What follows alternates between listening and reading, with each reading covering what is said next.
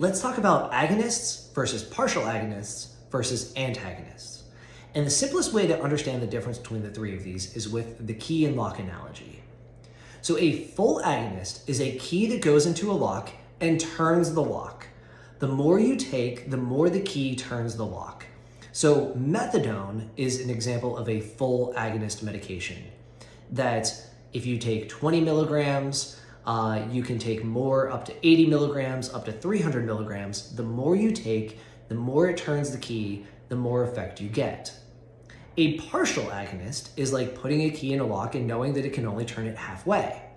An example of this is Suboxone. Suboxone hits a ceiling effect around 16 milligrams, where even if you take a lot more, it's not going to give you much more of an effect, which makes it a partial agonist. And an antagonist is a blocker, right? It is something that has a high affinity for the receptor, but that also doesn't let anything else overtake the receptor.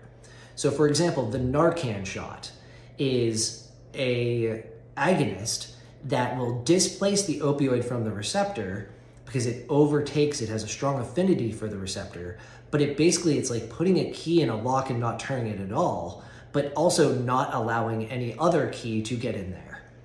And that's the difference between, again, agonist, which the more you take, the more effect you get, partial agonist, which hits a ceiling effect at a certain amount, kind of putting in a key and only being able to turn it halfway, and antagonist, which is putting in a key and blocking anything else from going in that lock.